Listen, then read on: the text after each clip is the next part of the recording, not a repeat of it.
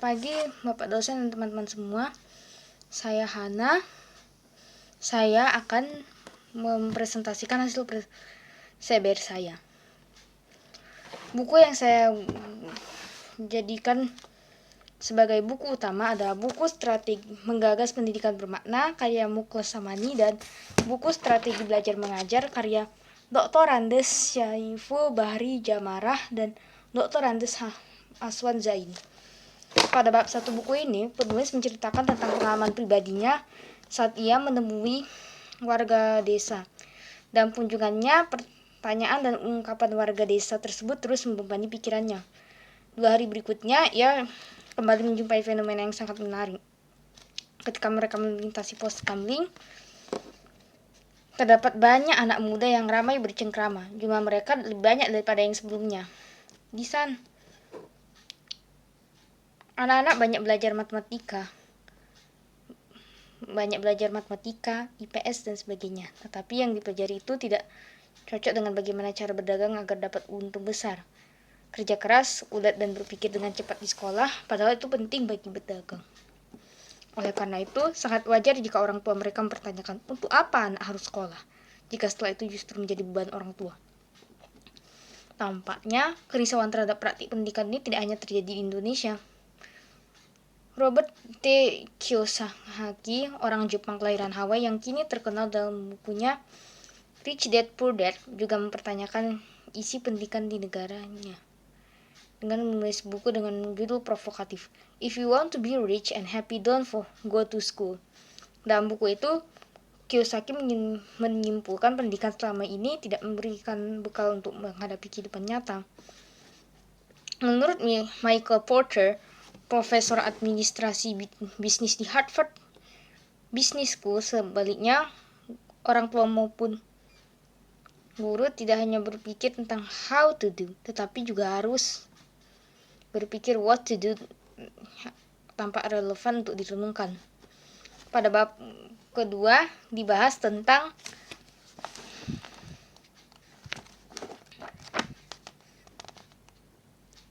mencermati orang-orang sukses. Cara berpikir yang paling mudah untuk menemukan kunci orang sukses adalah dengan pola pikir induktif, yaitu mengidentifikasi orang-orang sukses, kemudian mencermati apa kunci rahasia sukses mereka. Jika kita mendapat cukup banyak kasus tentang ciri orang sukses dan kasus tersebut dilakukan generalisasi, maka secara prosedur berpikir kita akan mendapat ciri orang sukses yang berlaku secara universal ataupun secara umum. Tentu setiap orang bayangkan bengkel mobil maupun sepeda motor dan penjahit pakaian langganannya masing-masing, tetapi sungguh mengagetkan. Karena ciri bengkel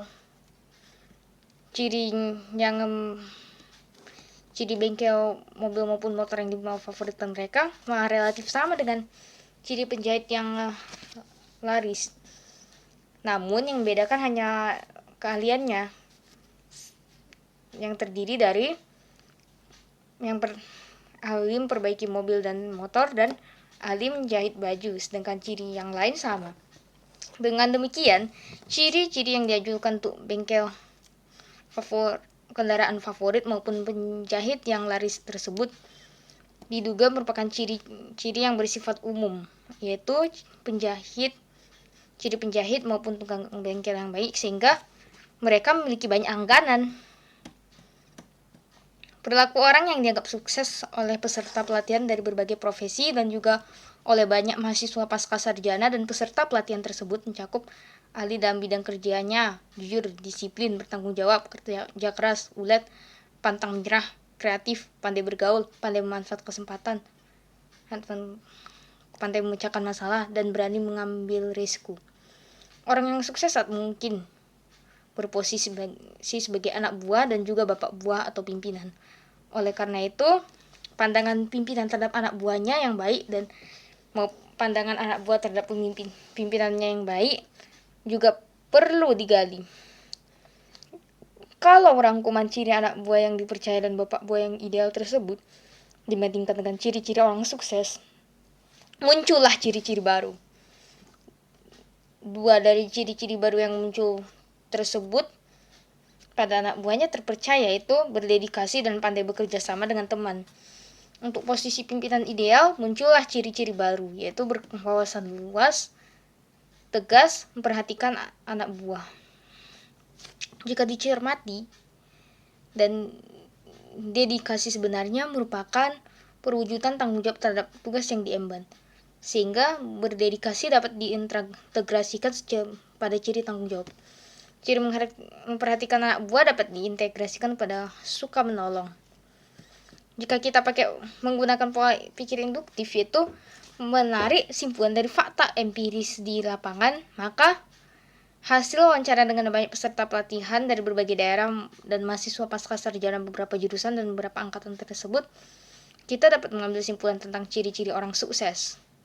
Praktik pendidikan di sekolah kini telah diedukasi menjadi wahana untuk menguasai materi ajar yang ada dalam buku tanpa dipertanyakan apa yang dipelajari tersebut bermanfaat bagi siswa dan menghadapi kehidupannya di masa datang.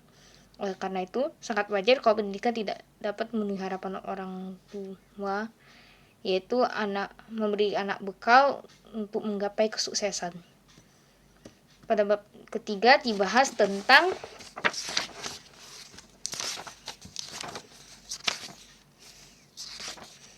life skill versus mata pelajaran.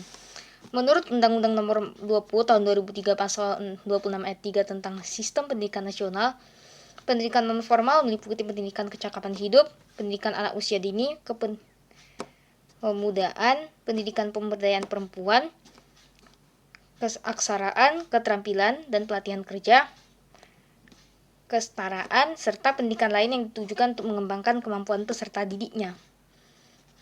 Kata sukses sendiri mengandung makna yang luas dan tidak tepat sama rinciannya bagi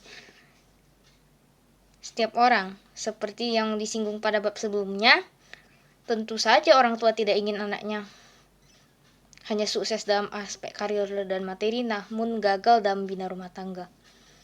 Demikian juga orang tua tidak ingin anaknya sukses dalam membina rumah tangga, namun tidak disenangi oleh masyarakat di sekitarnya.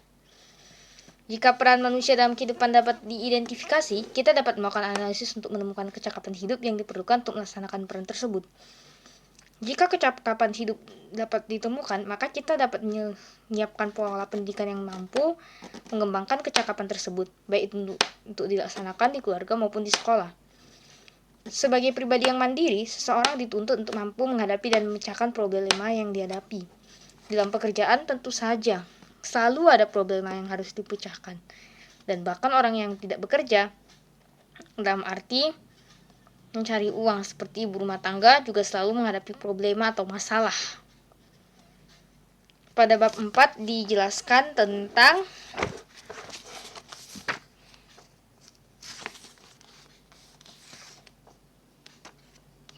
pendidikan akhlak, yang dianggap sebagai akhlaknya pendidikan.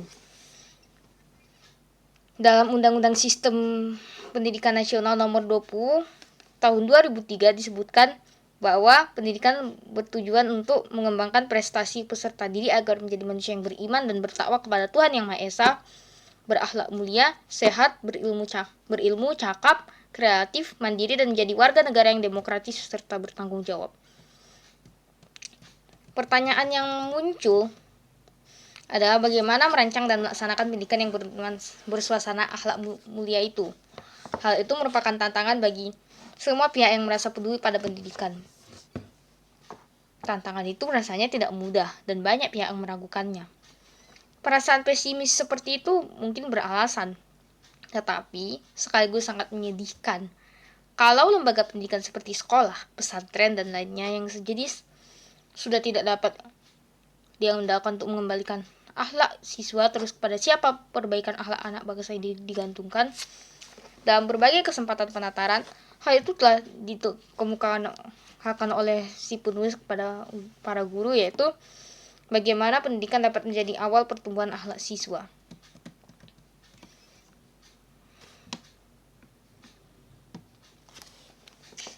Pada bab yang kelima dibahas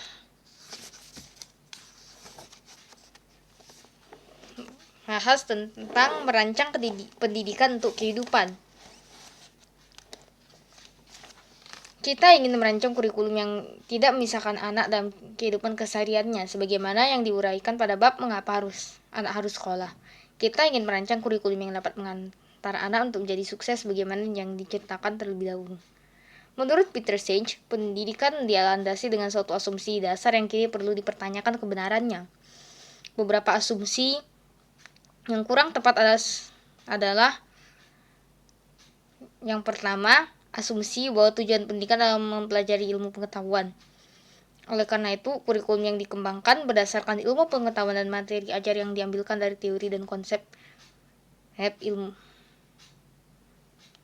pengetahuan yang paling mutakhir. Kedua, ilmu pengetahuan diasumsikan terbagi dalam berbagai bidang yang saling terpisah. Misalnya, matematika, fisika, ekonomi, psikologi, dan sebagainya. Dalam pendidikan, siswa bertugas mempelajari ilmu-ilmu tersebut secara terpisah.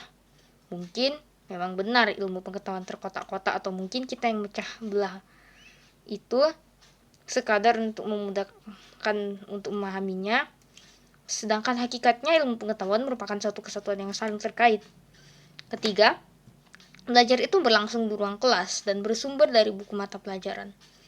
Oleh karena itu, siswa pada umumnya dikurung di dalam kelas sebelum jam pelajaran dimulai dan harus mencermati kalimat demi kalimat dalam buku pelajaran sehingga sebagai sumber pengetahuan.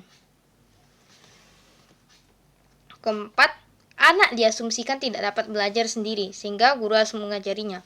Pola pikir ini menyebabkan pola pendidikan menjadi doktriner. Siswa diminta sekadar menerima apa yang diajarkan guru. Lebih dari itu, anak dianggap tidak mengetahui kebenaran ilmu pengetahuan maupun norma, sehingga harus ditunjukkan oleh guru. Pada bab 6 dibahas tentang pendidikan haruslah konseptual dan bermakna. Kesediaan guru untuk berdiskusi dan bahkan berdebat dalam arti yang edukatif dengan siswa sangat penting.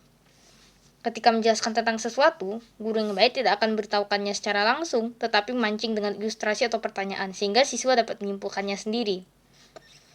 Dalam contoh kasus tersebut, guru harus bersedia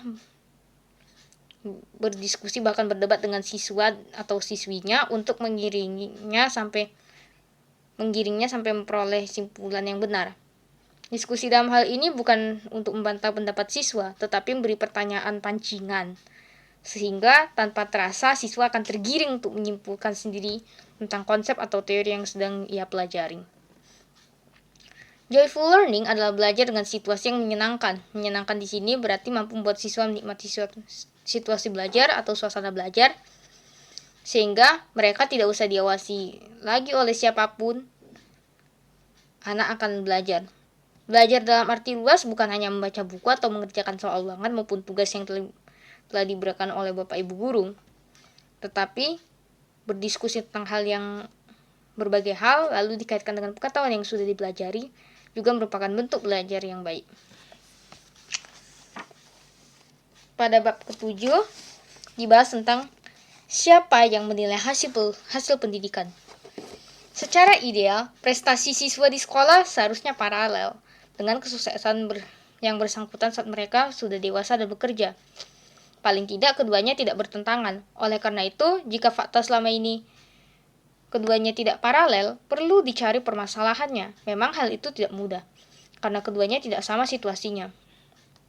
Upaya pendekatan penilaian outcome dengan output tersebut sangat penting. Jika diingat dalam praktiknya, bentuk penilaian seringkali mempengaruhi metode mengajar guru dan pola pembelajaran, khususnya penilaian yang bersifat regional dan rasional.